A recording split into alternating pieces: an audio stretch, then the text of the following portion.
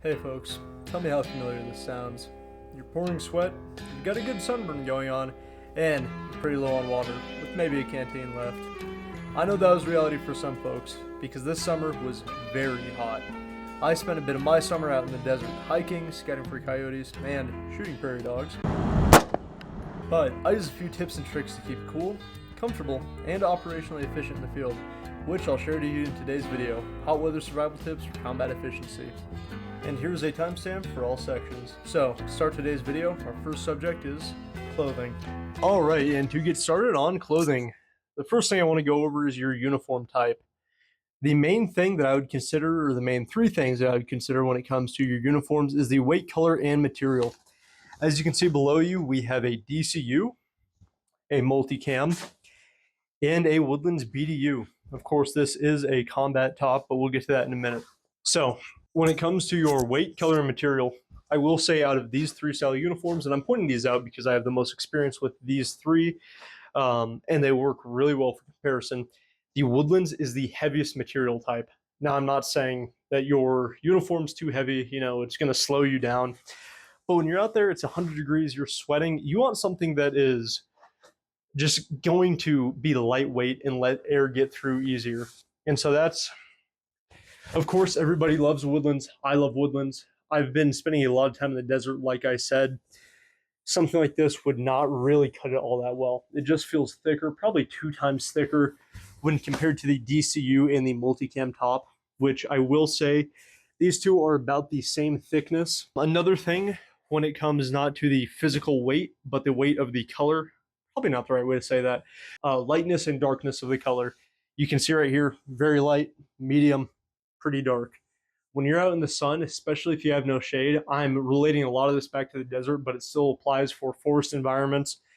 You want as light of a color that blends in with your environment. This is for two main reasons. One is my own personal philosophy, especially when it comes to hunting. I notice I can see things based off of the shadow they provide and the contrast to the environment. Even when I shoot prairie dogs, I can pretty easily tell them apart because they have a dark brown fur, not a light brown fur. Okay, this is exactly what I was talking about. Here is a picture. It has a ton of rocks as well, a prairie dog. I want to see if you guys are able to spot the prairie dog before it gets shot. So you'll have a few more seconds here to look for the prairie dog. Don't comment or anything. That's kind of weird. But let's see.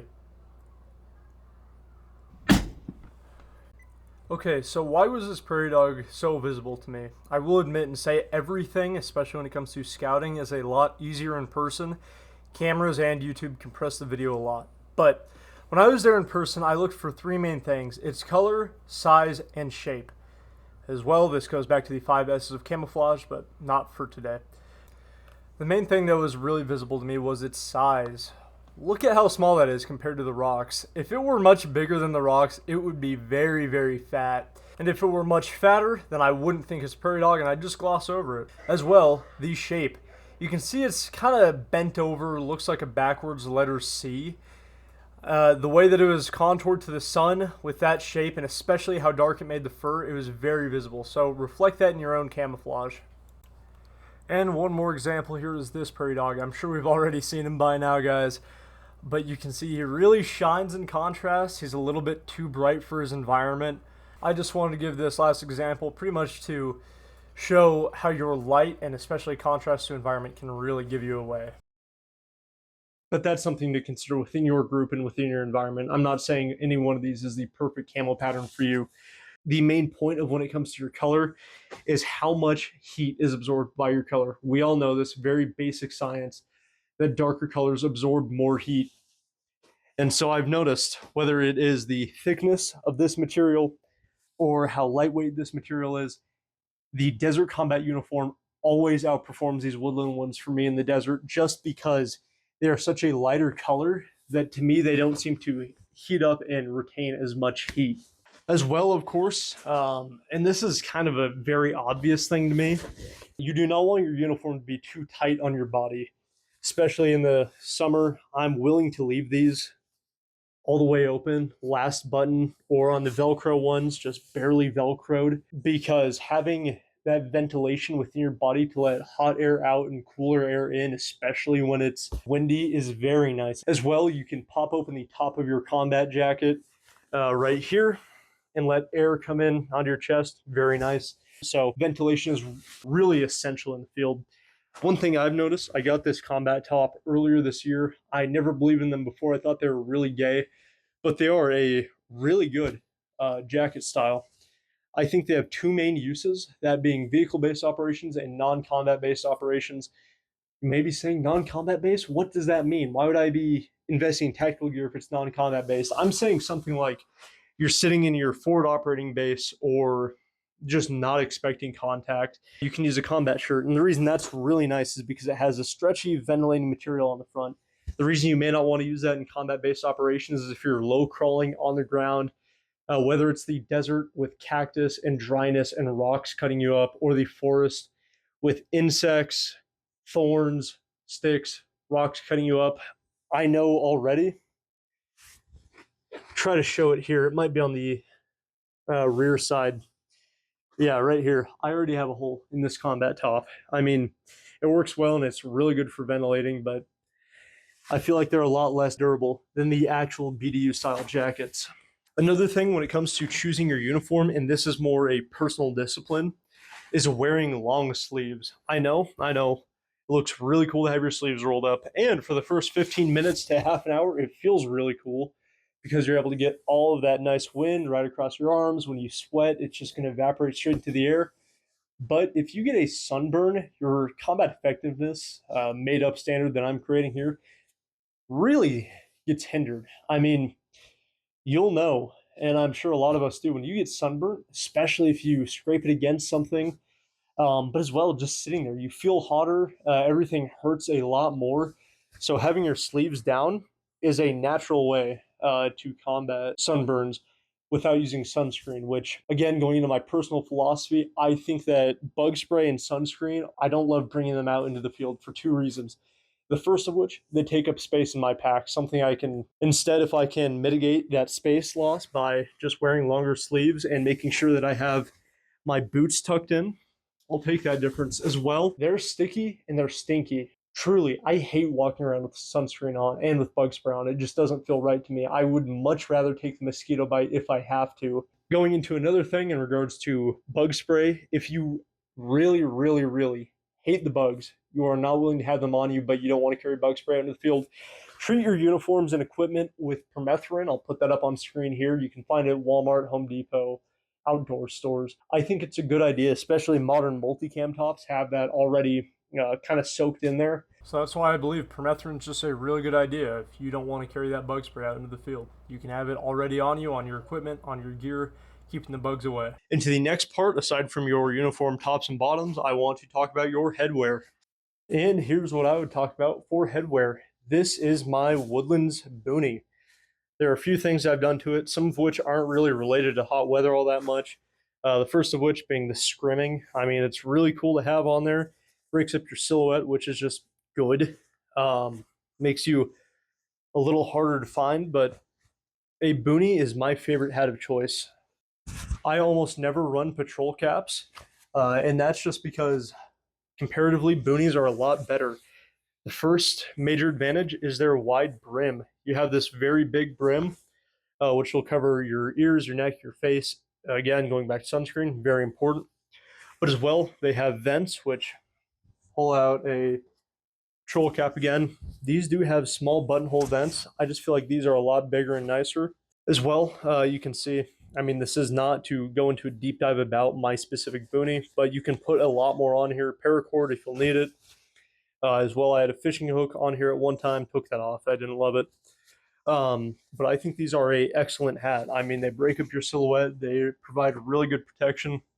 As well, a trick that I've learned is, especially when I'm out fishing, I can take this, don't get into water, pull it back out, and I'm going to have a really wet hat, which helps my head and my hair just evaporate heat a lot quicker. So if you're looking for a hat that is not your helmet when you're out, I would really highly recommend a boonie. I mean, sure, they look cool, but they are very, very practical. Moving on from the headwear section, I do want to talk about cooling layers. I think this is the most vital part of the video, and if you get anything out, it should be this.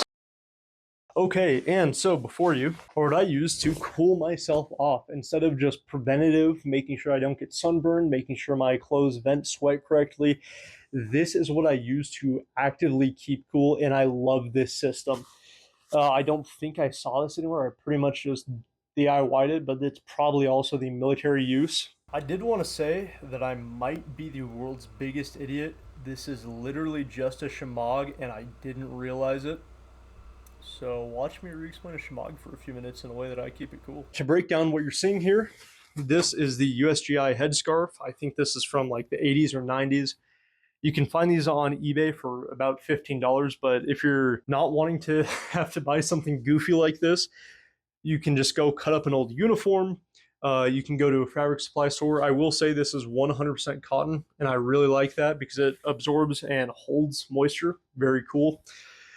This is a piece of kit that I will have year-round. In the summer, I use it to cool me off, and I'll go into that method in a second. But in the winter, I use it, as an insulator, and year-round, I can use it as a pillow. So it's very cool. As well, it's lightweight, doesn't take up a lot of space. Going into this right here, many people will recognize this. This is the USGI Seaburn Ice Bag. These are about $20, $25. Usually they have Alice clips right here. I don't have mine on because that's not how I run it. I typically run it through these clips like a backpack. But inside, where I actually make this piece of kit useful, I have 2 waterproof bags that I typically fill with water and ice before any movement, whether that's hiking, hunting, even if I can before trying to go on FTXs, I try to fill this up if I'm going to bring it. I don't fill it up all the way because that is a lot of water weight, but I fill it up just enough to where, and it comes with practice, knowing how much water you'll use. But what you can do is take your cloth, stick it inside the very bottom, get it sloshed around. You'd pull it out. Of course, this one's still dry, but you have a really wet rag. Okay, and so I'm just going over a few ways here on how I use this and I wrap this. This is the first one I did, works okay. Method 2, this is like a Middle Eastern style head wrap. I know these are a little difficult to tie just because sometimes you might cross over your own eyes or not cover your mouth or nose properly. But I'll show you, grab one hand in the back, cross over, and typically try to cross over lower, but you can cross over, tie it up, and it works well. I love this method if you're trying to cool down your head desperately. It works very well as well for covering your face quite a bit with while still having breathability. Here is a head and shoulder cover. This is really easy. You just put it over your head, drape in your shoulders, grab it with your hands if you don't have a rifle or anything in there, and you're able to cover your head and shoulders. This is very effective if you have a short sleeve shirt, but we went over that earlier in the video. As well, you can drape it over your chest to keep your chest cool, though I have a more effective method for tip number 4. For tip number 4 here is how I cool my chest. Now, if I do this, I typically try to have one for my head as well, but I just drape it right behind my neck, cover it in my hands. Cools your chest, great. And lastly, I just want to show you can put it under your BDU, very cool. But it's not too complicated. I'm sure you guys can be creative enough. Those are just methods that I've used in the past and I like. Overall, this is a really good piece of gear to keep you cool in the field. It just feels great. I've brought these on hikes with just random buddies, and they love these things. They always ask me where I got them. It's really great for the summer months. Speaking of hikes and summer months, I want to give you guys a story from earlier this year, specifically in regards to our next topic, water insulation. So to paint the picture for you, it's 100 degrees out, probably June or July. I'd say 3 to 5 mile hike, not that long. It's just pretty unbearable in that heat. I remember that I had that rag I previously showed. I had my Alice belt with 2 canteens. My buddy, I had 3 friends with me. One had an insulated metal water bottle, one had a plastic sports drink bottle, and one just had a regular plastic disposable water bottle, which I'll show on screen. Cool. Voiceover, so I had to wait for that one. But I remember by the time that we had came back, we were seeing, hey, how much water do we all have left? Does anybody need more water while we're going home? I remember that the guy with that plastic water bottle I just showed, pretty much empty, and it was very, very warm. I mean, it was just room temperature out there, very hot. My friend with the sports drink bottle, it was lukewarm. I think that plastic kind of Nalgene had helped him, but he was just carrying it in his hand the entire time. Both of them were, they didn't have any insulating layer. My buddy with the metal water bottle, which really surprising for me, I thought metal would conduct heat the most, but because it was insulated, it actually kept cool. It was just slightly higher than, it was just slightly lukewarm, not bad. I know that my personal canteen as well, because of this insulation from the wool cover on top, which I'll show off here, kept very cool, just right above lukewarm. So it was nice. I will say I think that these are a vital piece of gear. I know in Vietnam that they had rationed out canteen cups with very, very thick wool liners, but then they had determined that it was too heavy. And apparently, well, not apparently, if you go and look back at those canteen covers, they fall apart pretty quick. So just to recap, I think that if you have either an Nalgene or a canteen, that you should get some insulating layer for it in the summer to keep it cooler and in the winter to keep it warmer. Okay, and getting into energy conservation, I will admit here that this is a subject I have very base level knowledge on, but I'll explain it as well as I can. As you sweat, you lose water and electrolytes. If you only replace the water, then you're not supplementing the electrolytes that your body needs, which can lead to hyponatremia. Hyponatremia is a potentially deadly condition that causes nausea, dizziness, fatigue, muscle spasms, and cramps. One of the main electrolytes that you lose when sweating is sodium. So you can use salt to replace the sodium that you just melted out. And I know that seems very counterproductive. Drinking salt. I mean, it sounds like it's going to dehydrate you, but it's good to replenish the electrolytes in your body. As well, what I typically like to carry is honey, because it gives your body sugar for energy, which helps your body absorb electrolytes and water a lot faster. And the last piece, aside from bringing dedicated salt and honey, which you can store in the combat pockets or in your rucksack, in your LBE. One thing that I always keep directly on my person is an electrolyte mix. This is Dr. Price's electrolyte mix. It's nothing special. You can also get liquid IV.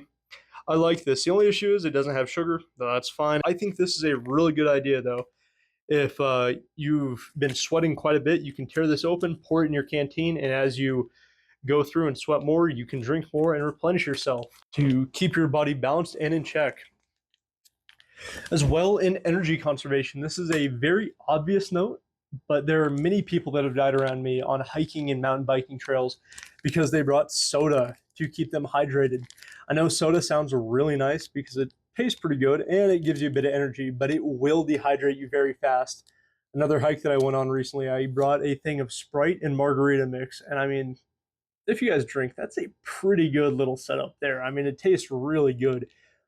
But I noticed when I was on that hike, man, the carbonation really got to me. It just destroyed my mouth. And for every sip that I would take out of that margarita mix, I'd take another sip out of my canteen. It's not worth it, guys. And to finish off with a little bit more rambling, here are some extra tips. Tip 1, something I found really cool, and it works in cold weather environments, but it's a little bit counterproductive there, is that you can freeze your canteens or Nalgene bottles overnight before movements, and then fill them up the rest of the way the day of, so they have a big chunk of ice inside. The only thing I will say is this may crack your plastic canteens, but what you can do is fill up your canteen halfway, freeze that in the freezer overnight, or like I said, in winter environments in the snow. And then the next day you can open up your canteen and fill it the rest of the way up so you have a big chunk of ice keeping you cool. Tip number 2, this is an all around the year type thing, but especially apparent in hot weather environments. Take care of your feet. The more that you sweat, the easier that blisters develop. We all know that blisters do not feel good. I remember the first time I did a 3-mile hike, then a 5-mile hike. Blisters were the thing that had stopped me. Make sure that you're swapping out your socks as well, that you have stuff like baby powder or foot powder to keep your feet from sweating and mitigate blisters. Tip number 3, it's pretty obvious and mission dependent, but you should rest during the hot hours of the day, move during the cooler hours, move at dawn, dusk, and night. The peak hours of the day, you're going to waste a lot of energy. Of course, this is if mission dictates. If not, sucks to be you. But if you can get something done at a different time of day, wait, use your time properly. And the last tip, and I would say this is pretty big, is make sure that you know the difference between heat stroke and exhaustion. Here's a chart on screen. As we can see, exhaustion usually shows as dizziness with lots of sweating, clammy cool skin, a rapid but weak pulse, and cramps. Of course, heat exhaustion can lead to heat stroke, which will show with a throbbing headache. Instead of excessive sweat, heat stroke instead shows no sweating. Instead of cool and clammy skin, heat stroke usually presents with red hot, dry skin, as well as an internal temperature above 103 degrees Fahrenheit. This is deadly for your organs as well as your brain. When it comes to your pulse, it is usually a rapid and strong pulse instead of a weak pulse. As well, with heat stroke, you may lose consciousness. So make sure to recognize these and do not overexert yourself. Like the title says, do not let the heat kill you before the enemy can. As a final recap here, guys, just in case you were too lazy, you want to skip to the end of the video, make sure that you wear lightweight clothing as well as a light color for your environment with proper headwear such as a boonie to protect your head. You can use cooling layers to stay cool. As well, you should keep your water cool and insulated. When drinking water, you should make sure that you replace your electrolytes using things like honey, salt, and a liquid IV. Lastly, you should take care of your feet and know the symptoms of heat stroke. I just want to get this out there, guys. Thanks for watching. I've been waiting to make this video for like 2 weeks. I've just had so little free time. If you guys have any other tips, I'd really like to hear them in the comments. Anything helps us grow, and so I appreciate that. Of course, get out there, train. Adverse conditions truly do build character. If it's raining, you should be going out and having fun. If it is snowing, you should be going out and having fun. If it is stupid hot, you should be going out and having fun with all this. As always, I'm praying for us all. Train hard, fight hard. God bless.